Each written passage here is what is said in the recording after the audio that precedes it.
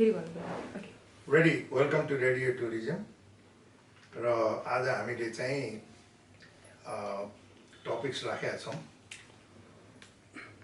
बहुआयामिक tourism भने मतलब multiple tourism किन मान्छेले धेरै मानिसहरूलाई चाहिँ टुरिज्म भन्ने चाहिँ थाहा छ धेरै चाहिँ मास जनताहरूलाई तर बिचरा सबै जनताहरूलाई चाहिँ यो टुरिज्मको पनि विभिन्न अङ्ग र यसको पनि मल्टिपल एस्पेक्टहरू हुन्छ भन्ने थाहा छैन अनि त्यसै भएर हामीले रेडियो टुरिज्मबाट हाम्रो देशका दाजुभाइ दिदीबहिनी सबैलाई चाहिँ यो कुरा पनि बिस्तारै बिस्तारै अब एकैचोटि भन्दा त सबैले नबुझ्ला बिस्तारै बिस्तारै अर्थ्याउँदै हामी चाहिँ उहाँहरूलाई पनि यो कुरा चाहिँ बुझाउँदै आउने दिनमा रेडियो टुरिज्मले सबैलाई धेर थोर ज्ञान दिँदै दिँदै सबैलाई चाहिँ मजबुत बनाउन प्रयास गर्नेछ टुरिज्म क्षेत्रमा अब टुरिज्म भन्नासाथै पहिलो आउँछ कल्चरल टुरिज्म भने कस्तो त सांस्कृतिक धरोहरहरू सांस्कृतिक सम्पदाहरू हेर्ने जस्तो पाटन भक्तपुर स्वयम्भूनाथ बौद्धनाथ पशुपतिनाथहरू हेर्ने र अर्ली डेज भने सुरुवातीका दिनहरूमा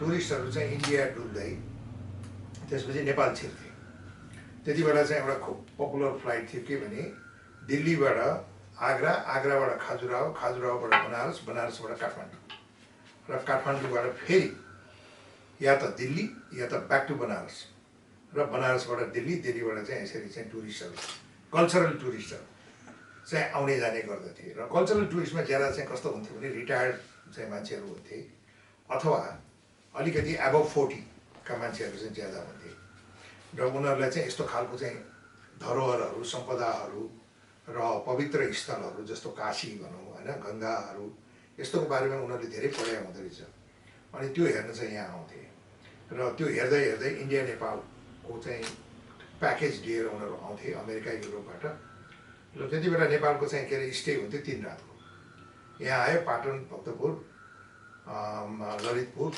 पाटन भने ललितपुरै हो अनि काठमाडौँ कान्तिपुर स्वयम्भू यो सबै ठाउँहरू हेरेर अनि उनीहरू चाहिँ फर्केर जान्थे त्यसलाई चाहिँ इनिसियल डेज प्रारम्भिक चाहिँ दिनहरूमा त्यसलाई चाहिँ हामीले कल्चरल टुरिज्म भन्थ्यौँ अनि त्यसपछि फेरि 60s सन् 60को दशकतिर एउटा टाइगर टप्स भन्ने एउटा प्रडक्ट आयो हाम्रो जङ्गलमा जुन अफ्रिकाबाट इन्सपायर्ड भएको थियो अफ्रिकाको सफारीहरूबाट अब त्यति बेला चाहिँ एउटा साउथ अफ्रिकनले आएर सेटअप गरेको भन्ने चाहिँ आम जनबुझाइ छ तर पछि चाहिँ एकजना ब्रिटिस अमेरिकन जिम एडवर्ड भन्नेले त्यसलाई चाहिँ टेक ओभर गरेर त्यसलाई चाहिँ वर्ल्डकै एउटा ठुलो प्रडक्टको रूपमा चाहिँ डेभलप गरेको थियो र त्यस्तो चाहिँ त्यो जङ्गलमा गरिने पर्यटनलाई फेरि वाइल्ड लाइफ टुरिज्म अथवा सफारी टुरिज्म भनेर बुझ्ने गरिन्थ्यो किनभने उनीहरू मेन आउने नै नेपाल के भने टाइगर टप्सको लागि टाइगर टप्समा हेरेर 2-3 रात बसेर फर्केपछि अनि काठमाडौँ अथवा भक्तपुर अथवा पाटन ललितपुर स्वयम्भू हेर्ने अनि त्यहाँबाट चाहिँ फर्केर जाने अनि त्यति बेला वाइल्ड लाइफ टुरिज्म पनि बडा पपुलर थियो किनभने अफ्रिकामा चाहिँ तपाईँको चाहिँ के भन्छ सफारी गर्दाखेरि वाइल्ड लाइफ टुरिज्म गर्दाखेरि चाहिँ यो भिन्टेज ल्यान्ड रोभरहरूमा गर्ने गरिन्थ्यो र अहिले पनि गरिन्छ तर नेपालको चाहिँ सफारी कस्तो हुने भने हात्ती चढेर गर्न पाइने अघिका चाहिँ इन्डियन राजा महाराजाहरूले जुन हात्ती चढेर हात्तीलाई आफ्नो चाहिँ एउटा सवार अथवा एउटा भेहिकल बनाउँथे त्यसरी नै चाहिँ एउटा like a Maharaja like a राजाहरूले चाहिँ सवारी चाहिँ गर्ने चाहिँ वाहक भने हात्ती चढेर चाहिँ वाइल्ड लाइफ हेर्न पाइने चाहिँ नेपाल चाहिँ एउटा उत्कृष्ट देशको रूपमा चाहिँ विश्वमा चाहिँ चिनिँदै गएको थियो किनभने यी व्यक्तिहरू यो साउथ अफ्रिकन एउटा व्यक्ति र जिम एडवर्डले चाहिँ संसारभरि यसरी पहिचान गराउँदै गएको थियो त्यसपछि फेरि अर्ली 60s मा नै एडभेन्चर टुरिज्म अथवा एडभेन्चर स्पोर्ट्स टुरिज्म भन्ने चाहिँ सुरु भयो यहाँ जति बेला एउटा ब्रिटिस एउटा गोर्खाली एउटा सेनामा काम गर्ने कर्नल जिमी रबर्ट भन्ने आएर पोखरामा बसेर उहाँले हरेक ठुल्ठुलो माउन्टेनको चाहिँ बेस क्याम्पसम्म हिँड्ने प्राकृतिक चाहिँ मनोरम दृश्यहरू चाहिँ इन्जोय गर्ने र फर्किने त्यस्तो होलिडेलाई उहाँले ट्रेकिङ यो ट्रेकिङ भन्ने शब्द पनि साउथ अफ्रिकाबाटै आएको हो साउथ अफ्रिकामा त्यहाँका चाहिँ लोकल चाहिँ ट्राइब्सहरूले एक ठाउँबाट अर्को ठाउँबाट अर्को ठाउँ सम्पूर्ण आफ्नो खाना पकाउनेदेखि लिएर भाँडाकुँडादेखि लिएर किचनदेखि लिएर सबै चाहिँ परिपूर्ण स्थितिमा चाहिँ त्यसरी ट्राभल गर्ने प्रथालाई ट्रेकिङ भन्ने चाहिँ चलन रहेछ र त्यही ट्रेकिङ आजसम्म आएर नेपालमा चाहिँ चर्चित भएको छ र जिम एडवर्डले पहिला चाहिँ अन्नपूर्ण बेस क्याम्प भन्ने सुरु गर्नुभयो अनि त्यसपछि एभरेस्ट बेस क्याम्प भन्ने सुरु गर्नुभयो। यसरी अर्ली 60sमा नेपालमा चाहिँ एडभेन्चर र एडभेन्चर स्पोर्ट्स टुरिज्म भन्ने चाहिँ विकास हुँदै गयो। ट्रेकिङ त एउटा चाहिँ कम्पोनेन्ट मात्रै हो। अब त्यसको साथसाथै माउन्टेनियरिङ अनि 1953मा सर एडमन्ड हिलारी र तेन्जिङ नोर्गे शेर्पाले एभरेस्ट चढेपछि फेरि माउन्टेनियरिङ पनि एउटा स्पोर्ट्स टुरिज्ममा चाहिँ इस्ट्याब्लिस हुँदै गयो। त्यसपछि विश्वले थाहा पाए माउन्ट एभरेस्ट त नेपालबाट चढ्ने रहेछ, माउन्ट एभरेस्टको क्लासिक रुट चाहिँ नेपालबाटै रहेछ र एक दिन चाहिँ हामी पनि माउन्ट एभरेस्ट चढ्नुपर्छ भन्ने चाहिँ सबै चाहिँ युरोप अमेरिकाका माउन्टेनियरहरूले पनि त्यो चाहिँ अब ड्रिम गर्न थाले, सपना देख्न थाले र उनीहरू आउन थाले। यसरी माउन्टेनियरिङ पनि एउटा स्पोर्ट्समै गरिन्छ। माउन्टेनियरिङ चाहिँ टुरिज्म, माउन्टेनियरिङ स्पोर्ट्स टुरिज्मको रूपमा डेभलप हुँदै गयो। त्यसपछि फेरि बिस्तारै बिस्तारै यो खोला नालामा खेल्ने र चाहिँ होलिडे मनाउने चाहिँ एउटा चाहिँ प्रचलन सुरु हुँदै आयो, जसलाई रिभर राफ्टिङ भन्ने सुरु भयो। यो पनि एउटा चाहिँ एडभेन्चर स्पोर्ट्सकै एउटा अङ्ग, एउटा कम्पोनेन्टको रूपमा यसलाई चाहिँ लिएको छ। तर आज नेपालका नदी नालामा रिभर राफ्टिङ चाहिँ एकदम राम्रोसँग इस्ट्याब्लिस भइसकेको छ। यसले धेरै युवा जनशक्ति तयार गरेको छ र यसले धेरै नै चाहिँ के भन्छ इकोनोमिक एक्टिभिटिज, आर्थिक आयमूलक आर्जनमूलकहरू चाहिँ काम गाउँमा पुर्याएको छ र खोला नालामा पुर्याएको छ। खालि चाहिँ आयमूलक र आर्जनमूलक मात्रै होइन, कन्जर्भेसन भने संरक्षण पनि गर्नुपर्छ भन्ने चाहिँ नलेज पनि आम जनताको ढोका ढोकामा घर घरमा दैलो दैलोसम्म पुर्याएको छ र यो रिभर राफ्टिङले पनि नेपालमा एउटा ठुलो भूमिका खेलेको छ। त्यस्तै आयो फेरि माउन्टेन बाइकिङ र साइकल चढेर देशका विभिन्न चाहिँ एकदम प्राकृतिक छटा मनोरम दृश्यहरू इन्जोय गर्ने र अपहिल राइड डाउनहिल राइडहरू गर्ने यस्तो चाहिँ के अरे प्रथाहरू पनि युरोप अमेरिकामा सुरु भएको त्यो पनि नेपालमा आयो र त्यसले पनि एउटा चाहिँ हाम्रो नेपालको पर्यटनमा एउटा राम्रो अङ्ग अथवा कम्पोनेन्टको रूपमा काम गरिराखेको छ। अनि त्यस्तै मोटर बाइक टुरिज्म आयो, जहाँ जहाँ पिच रोड छैन, खालि के अरे त्यो के भन्छ पिच रोड नभएको हिलै बाटो अथवा धुलो बाटो जे भने पनि त्यो चाहिँ एरियामा चाहिँ मोटर बाइक लिएर चाहिँ कुना कुनामा काप्चा काप्चामा र मनोरम दृश्य हेर्ने ठाउँ, मनोरम चाहिँ क्षेत्रहरू गाउँ घरहरू भ्रमण गर्ने र हिमालयको चाहिँ मनोरम दृश्य गर्ने, नेपालको चाहिँ माउन्ट एभरेस्टको चाहिँ के अरे दर्शन गर्ने, मकालुको दर्शन गर्ने, कञ्चनजङ्घाको दर्शन गर्ने, अन्नपूर्ण मनासलु धौलागिरीको दर्शन गर्ने यस्तो खालको फेरि नयाँ होलिडे प्याकेजहरू पनि आउन थाल्यो। त्यसलाई मोटर बाइकिङ टुरिज्म पनि भन्न सकिन्छ, तर त्यो एडभेन्चर अथवा एडभेन्चर स्पोर्ट्स अन्तर्गत नै आउँछ। त्यस्तै फेरि क्यानियोनिङ भन्ने चाहिँ एउटा चाहिँ युरोपबाट चाहिँ आयो। क्यानियोनिङ भने कस्तो भने त्यो छहरा नदीहरू चाहिँ जुन त्यो भिरबाट चाहिँ तल गरेको छ, खसेको छ, त्यो छहरामा क्लाइम्बिङ गर्ने, त्यो पानी सँगसँगै खेल्दै खेल्दै खेल्दै क्लाइम्बिङ गर्ने, त्यो पनि एकदम पपुलर भएको छ अहिले नेपालमा। र हरेक चाहिँ जिल्ला गाउँ गाउँमा हाम्रो नेपालको चाहिँ भूगोल चाहिँ डाँडा पहाड नदीहरू भएको ठाउँ भएको हुनाले क्यानोनिङ पनि प्रशस्त एकदम ओरिजिनल इन्गेजमेन्ट गर्ने चाहिँ ठाउँहरू नेपालले चाहिँ प्रशस्त चाहिँ यो अफर गर्दछ। त्यसै भएर चाहिँ विश्वका टुरिस्टहरू यहाँ आएर क्यानोनिङ गर्ने पनि चाहिँ एकदम यो एउटा टुरिज्म एक्टिभिटी चल्न थालेको छ। यो पनि adventure plus adventure sports tourism अन्तर्गतै आउँछ। त्यस्तै बन्जी जम्पिङ चाहिँ एउटा कुनै चाहिँ एउटा पोइन्टबाट हाम फाल्ने खुट्टामा चाहिँ बाँधेर र त्यो चाहिँ अफ्रिकाबाट सुरु भएको हो। किनभने हरेक जनसमुदाय मानव जातिलाई एक्साइटमेन्ट भन्ने पनि लाइफमा चाहिन्छ भन्ने कुरा यो चाहिँ अफ्रिकन जनजातिहरूले प्रुभ गरेर देखाए। यो अफ्रिकामा चाहिँ जम्मै त्यो बाँस काठको चाहिँ ऊहरू राखेर ठुलो अग्लो ठाउँ राखेर त्यहाँ चाहिँ खुट्टा बाँधेर हाम फाल्ने चलन अफ्रिकाबाट सुरु भएको भन्ने पनि मान्छेहरूको भनाइ छ। तर यस्तो कुरामा पुरानो कुराहरूमा विभिन्न विज्ञहरूले आफ्नो आफ्नो चाहिँ विचार र धारणा राखेका हुन्छन्। तर जे भए तापनि बन्जी जम्पिङ भन्ने चाहिँ अफ्रिकाबाटै सुरु भएको भन्ने आम जनमा उसको चाहिँ बुझाइ छ। त्यस्तै म्याराथन चाहिँ खास ग्रिसबाट सुरु भएको हो। तर पछि यो म्याराथन चाहिँ दौड ओलम्पिक गेम्सले पनि यसलाई आफ्नो एउटा चाहिँ कम्पोनेन्ट अङ्गको रूपमा राख्न थालेपछि यसले विश्वव्यापी हुन थालेको छ। हरेक देशमा म्याराथन दौडिने, हरेक कजको लागि दौडिने, हरेक चाहिँ के अरे एउटा इस्युको लागि दौडिने र जनचेतना जन आवाजहरू बुलन्द गर्नेको रूपमा यसलाई चाहिँ के अरे चाहिँ लिन थालिएको छ। म्याराथन एउटा दौड हो, त्यसको एउटा आफ्नै चाहिँ ऊ छ क्यारेक्टरिस्टिक्स। तर त्यसको उद्देश्य र अब्जेक्टिभ चाहिँ कस्तो छ भने एउटा जनचेतनामूलक एउटा अथवा तपाईँको कुनै कजको लागि अथवा कुनै एउटा क्याम्पेनको लागि पनि गरिने यस्तो चाहिँ चलन आएको छ। र युरोप र अमेरिकामा त अहिले यो चाहिँ के भन्छ लाइफस्टाइल नै भइसकेको छ, एउटा फेसन नै भइसकेको छ। र त्यो कुरा नेपालमा पनि आएको छ। र त्यसलाई चाहिँ हामीले विभिन्न क्षेत्रमा अन्नपूर्ण म्याराथन, एभरेस्ट म्याराथन भनेर यो विभिन्न नामाकरण दिएर चाहिँ मान्छेहरूले चाहिँ कामहरू आफ्नो केही प्रोग्रामहरू सञ्चालन गर्छन्। अनि त्यस्तै जिप लाइन, एउटा कुनै पहाडको टुप्पोमा गएर एउटा त्यो रोपवे जस्तो एउटा चाहिँ तारबाट एउटा के भन्छ त्यसलाई रोप भनौँ न, वायर रोपबाट त्यो चाहिँ जिप लाइन गरेर चाहिँ तल ओर्लिने, त्यो पनि निकै पपुलर भएको छ अहिले। अहिले पहिला सुरु त कास्कीमा भएको हो, तर अब अहिले सुनिन्छ यो नेपालका विभिन्न ठाउँमा गइराखेको छ। यसरी चाहिँ नेपालमा विभिन्न विधाका पर्यटनहरू सञ्चालन भइराखेका छन्, सानै होस्। र यसले आम चाहिँ एउटा गाउँ देशवासीहरूमा एउटा जागृति ल्याएको छ, एउटा जोस ल्याएको छ, र एउटा आयमूलक काम भइरहेको छ, एउटा आर्जनमूलक काम भइरहेछ। र यसरी हाम्रो समाजहरू बिस्तारै रूपान्तरण हुँदैछ कतातिर त उद्यमशील एउटा जीवनशैलीतिर। र त्यसलाई चाहिँ हामीले एउटा ठुलो उपलब्धिको रूपमा मान्नुपर्छ। अब त्यस्तै अर्को एभिएसन अथवा एयर स्पोर्ट्स भन्ने छ, टुरिज्म, एभिएसन और एयर स्पोर्ट्स टुरिज्म। यो चाहिँ केमा आउँछ भने प्याराग्लाइडिङ, अल्ट्रा लाइट, त्यसपछि स्काई डाइभहरू आउँछ। त्यो पनि हाम्रो नेपालमा प्रशस्त चल्न थालिसकेको छ। यसले पनि एउटा नयाँ पर्यटनको कम्पोनेन्टको रूपमा थपेर नेपालको एउटा पर्यटनलाई अझ बृहत र ब्रोड बनाएर लगिराखेको छ।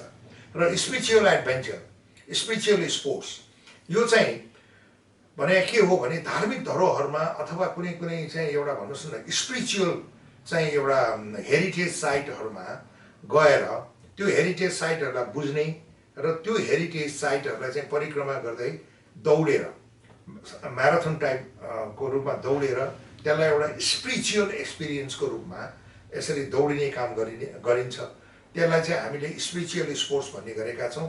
र म्याराथन सुरु हुनु अगाडि पनि उनीहरूलाई हामीले मेडिटेसनहरू, स्पिरिचुअल कुराहरू सबै चाहिँ के ब्रिफिङ र लेक्चर गरेका हुन्छौँ। र त्यसपछि चाहिँ उनीहरू चाहिँ दौडिने काम गर्छन् र एउटा सर्टेन सेक्टरमा गएर सकिन्छ, फेरि त्यसपछि उनीहरू मेडिटेसनमा लाग्छन्। यो चाहिँ हामीले चाहिँ उसमा लुम्बिनीबाट सुरु गरेको छ नेपालले, जहाँ भगवान् बुद्धको जन्म भयो र जहाँ भगवान् बुद्धको दरबार छ तिलोराकोट प्यालेस। र यसलाई चाहिँ स्पिरिचुअल एडभेन्चर र स्पिरिचुअल स्पोर्ट्स भन्नाको अर्थ नै सबै चाहिँ यो टुरिस्टहरू विश्वभरबाट आएर भगवान् बुद्धको आफ्नो जन्मस्थल परिक्रमा गरेर दौडिन्छन्, त्यसको इतिहास पनि बुझ्दै जान्छन्।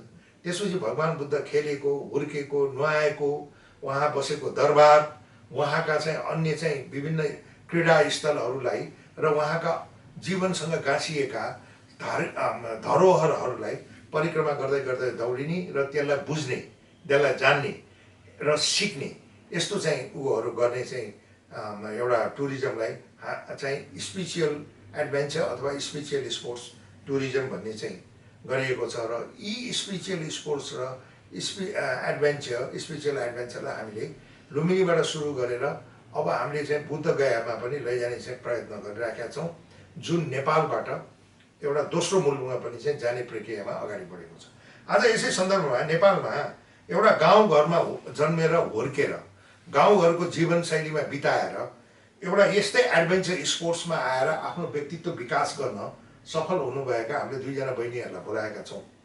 र उनीहरू चाहिँ एउटा साधारण एउटा पारिवारिक जनजीवन, गाउँले जीवनमा हुर्केर र आज नेपालमा आएर नेपालको चाहिँ एउटा विभिन्न यो कम्पिटिसन अथवा विभिन्न चाहिँ प्रोग्राममा सहभागी भएर विदेशमा पनि गएर विभिन्न कम्पिटिसन र विभिन्न उसमा विधामा चाहिँ सहभागी भएर आफ्नो पर्सनालिटी डेभलपमेन्ट पनि गरेका छन्, आफ्नो देशको नाम पनि कमाएका छन् र केही आयमूलक र आर्जनमूलक काम पनि गरेका छन्। र यी दुईजना बहिनीहरूलाई म चाहिँ आज यहाँ चाहिँ केही सानो आफ्नो चाहिँ जीवनका अनुभवहरू चाहिँ यसो चाहिँ बताइदिन म चाहिँ उहाँहरूलाई बोलाउँदैछु। र उहाँ पहिलो बहिनी हुनुहुन्छ लक्ष्मी मगर, उहाँ नेपालको गोल्ड मेडलिस्ट हो।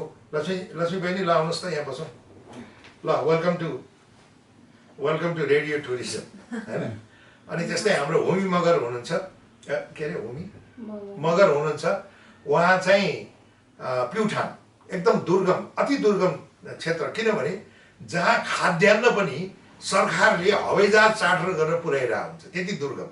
यो प्युठान, हुम्ला, जुम्ला भने र यो के भन्छ तपाईँको अर्को डोल्पो एरिया सरकारले नै प्लेन चार्टर गरेर चाहिँ चामल पिठोहरू लैजाने ठाउँ हो त्यहाँको जनताहरूलाई चाहिँ सुविधा दिनलाई। र प्युठानबाट आएर उहाँ आज जापानमा गएर के बाइकिङ गर्नुभयो, त्यसपछि अरू देशमा पनि गएर गर्नुभयो र उहाँ सिल्भर मेडलिस्ट हुनुहुन्छ। लक्ष्मी बहिनी गोल्ड मेडलिस्ट, हुमी बुढा मगर चाहिँ सिल्भर मेडलिस्ट। ल हुमी बहिनी यहाँ आउनुहोस् त। ल तपाईँहरूको पनि आज यसो आफ्नो जीवनका अनुभवहरू, मिठो मिठो अनुभवहरू सुनाएर आफ्नो देशवासी, आफ्नो गाउँका दिदीबहिनी दाजुभाइहरूलाई पनि तपाईँहरू आज प्रेरणाको स्रोत बन्नुभएको छ। त्यस कारण तपाईँहरूले पनि आफ्नो दुई चारवटा कुराहरू आफूले जीवनमा सिकेका, जानेका, भोगेका कुराहरू कसरी सेयर गर्नुहोस् भने तपाईँको गाउँ, आफ्नो छिमेकी जिल्ला सबैतिर एउटा प्रेरणाको चाहिँ सन्देश जाओस्। ल लक्ष्मी बहिनी, ल भन्नुहोस् कसरी सुरु गर्नुभयो र तपाईँ कहाँबाट आउनुभयो, ल भन्नुहोस्। नमस्ते सर। नमस्ते। मेरो घर चाहिँ नुवाकोट जिल्लाको गेरफु गाविसमा पर्छ। अनि म काठमाडौँमा चाहिँ आएर साइक्लिङहरू स्टार्ट गर्नुको सुरुवातमा चाहिँ मैले एउटा यातायातको रूपमा चाहिँ साइकललाई प्रयोग गर्थेँ। अनि पछि गएर मेरो साथीहरूको सङ्गतमा चाहिँ यसो फन रेस गर्न जाउँ न भन्दा फन रेस 2008मा स्टार्ट गरेँ। यो चाहिँ थुराया तानले गरेको प्रोग्राम थियो। अनि त्यसपछि चाहिँ अब साइक्लिङ रेसमा नै इन्ट्रेस्ट बढ्दै गएर माउन्टेन बाइकिङमा चाहिँ बढी लगाव हुन थालेपछि यही माउन्टेन बाइकिङ रेसहरूमा प्रतियोगितामा भाग लिँदै जित्दै अनि यसरी अहिलेसम्म चाहिँ। तपाईँ कतिवटा देशमा गएर चाहिँ अन्तर्राष्ट्रिय उसमा पनि भाग लिनुभयो? मैले सुरुमा बढी जसो गएको देश भनेको हाम्रो इन्डिया नै हो। त्यसपछि श्रीलङ्कामा पनि stage mountain biking stage race भनेर हुन्छ, त्यसमा पनि। अनि इन्डिया भने भारत छिमेकी देश हो, त्यहाँ पनि यही स्टेज रेसमा जानुभयो कि खालि घुम्न मात्रै गएको? होइन, म स्टेज रेसमै गएको। जति पनि म जति देशहरू घुमेँ त्यो सबै माउन्टेन बाइकिङ र साइक्लिङकै सम्बन्धमा मात्रै घुमेको हो। भन्नाले मैले इभेन्ट सघाउँथेँ अनि फर्किन्थेँ। अनि श्रीलङ्का पछि अरू कुन देश जानुभयो? श्रीलङ्का मैले 4 पटक गएँ। अनि साउथ कोरियामा चाहिँ यो साइक्लिङको रोड साइक्लिङको कोचिङ कोर्स जहाँ चाहिँ कोच उत्पादन गर्नको लागि चाहिँ प्रोग्राम थियो। त्यो प्रोग्राममा चाहिँ हाम्रो 1.5 महिनाको कोर्स एउटा लेभल 1 हुन्छ, त्यो गर्न गएको थिएँ। अनि त्यसपछि फेरि त्योभन्दा बाहेक चाहिँ एसियन गेम्सको लागि पनि साउथ कोरियामै गएको थिएँ, इन्चोनमा गएको थियो। अनि अब पछिल्लोपल्ट भने चाहिँ युरोपमा बाइक ट्रान्सएल्प भन्ने गेम हुन्छ। यो एकदमै पपुलर गेम हो, माउन्टेन बाइकिङ गेम हो। अनि यो चाहिँ 7 दिनसम्मको हुन्छ। अनि त्यो रेसमा पनि अब सोलो वुमेन इन्डिभिजुअलमा खेल्दाखेरि नेपालको तर्फबाट 5th लिएर आउँदाखेरि त्यहाँ सबैजना खुसी भएर। त्यत्रो इन्टरनेसनल उसमा। हजुर। अनि अब अहिले पछिल्लोपल्ट भनेको चाहिँ जुन भारतमा भएकै देहरादुनमा चाहिँ हाम्रो एसियाको सबै टप क्रस कन्ट्री ओलम्पिक खेल्ने केटीहरू हुनुहुन्थ्यो। यही 7 दिनको रेसमा मैले चाहिँ यस्तो रेसहरू पनि धेरै राम्रो हुँदो रहेछ मेरो, होइन। अनि त्यो रेसमा पनि अब राम्रै सफलता मिल्यो। त्यसपछि अब आएर लास्टको भने अहिले अन्तिम पछिल्लो गेम भनेको चाहिँ साउथ एसियन गेम नै हो। तपाईँले गोल्ड मेडल चाहिँ कहाँ जित्यो त? मैले गोल्ड मेडल यहाँ साउथ एसियन गेम्समा जितेको। देहरादुनमा पनि जितेको हो, विनर नै हो। अनि देहरादुनमा नि के गोल्ड मेडलै थियो? गोल्ड मेडल होला नि, त्यो चाहिँ स्टेज रेस हो। तर त्यहाँ चाहिँ विनर हुन्छ कि जसले सबैभन्दा कम समयमा चाहिँ त्यति डिस्टेन्स पार गर्छ उनीहरू चाहिँ विनर बन्न पाउँछ। जो छिटो कम्प्लिट गर्यो उसैले विनर हुने हो। अब तपाईँ चाहिँ गेरखुट्टारमा जन्मेर हुर्किएर कहाँ त्यहीँ पढ्नुभयो? होइन, म काठमाडौँमै पढेँ। काठमाडौँमा पढ्नुभयो है। र आज यो चाहिँ माउन्टेन बाइकिङ एउटा आफ्नो चाहिँ एउटा प्यासनको रूपमा दिनुभयो, होइन। यो लिएर आज तपाईँ यत्रो बिना देश गइसक्नु भएको छ। अब भारत, श्रीलङ्का, साउथ कोरिया, त्यसपछि युरोपमा कहाँ? जर्मनी, इटली, अस्ट्रेलिया गएर आफ्नो चाहिँ एउटा सुन्दर एउटा प्रोफेसनल खेल माउन्टेन बाइकिङ खेल नै हो यो प्रदर्शन गरेर एउटा तपाईँले एउटा आफ्नो पनि एउटा चाहिँ नाम कमाउनु भयो आफ्नो पनि पर्सनालिटी डेभलपमेन्ट गर्नुभयो र नेपालको झन्डा भएको चाहिँ टी सर्ट लगाएर तपाईँले देशको पनि आन बान गौरव बढाउनु भयो है यो चाहिँ अत्यन्तै खुसीको कुरा हो क्या गाउँको बहिनीहरू यसरी आएर एउटा राष्ट्रिय एउटा मेन स्ट्रिम भन्छ नि राष्ट्रिय धार भन्छ त्यस्तोलाई त्यस्तोमा आएर यसरी आफ्नै चाहिँ बल बुता आफ्नै नलेजले यसरी चाहिँ यत्रो यत्रो चाहिँ नाम कमाएर समाजलाई आफ्नो चाहिँ एउटा खानदानलाई परिवारलाई होइन आफ्नो जिल्लालाई आफ्नो चाहिँ जन्मभूमिलाई दिनु भने यो चाहिँ सानो चान्चुने कुरा होइन र तपाईँले यत्रो चाहिँ ठुलो उपलब्धि हासिल गर्नुभएको रहेछ तपाईँलाई चाहिँ धेरै धेरै चाहिँ बधाई दिन चाहन्छु र आशा गरौँ हामी आउने दिनमा पनि अरू पनि इन्टरनेसनल यस्तो चाहिँ उहरूमा तपाईँ जानुहुन्छ होला अनि यो सबै इन्टरनेसनल यो उहरूमा जाँदाखेरि चाहिँ उनीहरूले नै तपाईँलाई बोलाएको कि तपाईँले आफूले चाहिँ नै बढी चाहिँ इन्ट्रेस्ट देखाएर चाहिँ त्यहाँ उसमा जानुभएको सुरुमा यस्तो हो मलाई रेस एक दुईपटक खेलिसकेपछि अब रेसिङ गर्दाखेरि जुन आनन्द मिल्छ त्यो आनन्द चाहिँ अब मलाई झन् बढी एडिक्सन जस्तो भयो त्यसपछि अब साइक्लिङमै केही गर्छु होला साइक्लिङमै लागिराख्यो भने हुन त महिलाको लागि चाहिँ साइक्लिङ अलि गाह्रै स्पोर्ट थियो तरै पनि अब कन्टिन्यू गरिराखेँ जस्तोसुकै अवस्थामा पनि अनि त्यसो गर्दा गर्दै चाहिँ अब मान्छेहरूले मन परायो कि जहाँ जहाँ रेस हुन्छ त्यता जान मन लाग्ने अनि त्यसैको रेस खेल्दा खेल्दा चाहिँ अब इन्डियामै मैले एमटिभी हिमालय खेल्दाखेरि जर्मनको ग्रुपहरूले चाहिँ जर्मनी टिम रहेछ जर्मनी टिमहरूले चाहिँ मलाई मन पराउनु भयो अनि त्यहाँबाटै जर्मनीमा इन्भाइट गर्नुभएपछि चाहिँ म त्यसरी उहाँहरूको इन्भिटेसन लेटरमा तर मेरो आफ्नै भनौँ न मेरो आफ्नै फाइनेन्सियल गरेर मैले गएँ जुटाएर अनि त्यसरी त्यो रेस खेल्नकै लागि इन्भिटेसन थियो अनि रेस खेलेर ओरेर त्यहाँ झन् त्यतिसम्म टप 5 मा वुमेन आए नेपालबाट भनेपछि चाहिँ उनीहरू धेरै खुसी भयो कि हामीले चाहिँ गरेको सही रहेछ भन्ने खुसी भयो त्यसपछि मैले यो कुरा केलाउनु खोजेँ के भने तपाईँले चाहिँ आफ्नो माउन्टेन बाइकिङमा एउटा प्रोफेसनल एउटा जुन बाइकिङ एउटा स्पोर्ट्स देखाउनु भयो उनीहरू त्यो देखेर नै आफ्नो देशमा बोलाउन चाहिँ उनीहरूलाई एकदम इच्छा लाग्यो होइन त्यो नै इम्पोर्टेन्ट कुरा हो कि हाम्रो देशमा के छ भने जे पनि अर्काले भनिदिनु पर्ने रिकमेन्ड गरिदिनु पर्ने तर अरू देशले चाहिँ तपाईँको काम देखेर तपाईँको चाहिँ स्पोर्ट्समा त्यो गहिराई देखेर उनीहरूले आफैले चाहिँ बोलाए बुझ्नु भएन त्यो नै इम्पोर्टेन्ट कुरा हो हाम्रो देश र देशवासी तपाईँहरू जस्तो लाग्यो बुझ्नु भएन र तपाईँले नम्बर 5 त्यत्रो चाहिँ इन्टरनेसनल अथवा युरोपियन कन्टिनेन्टल तपाईँको चाहिँ के भन्छ एउटा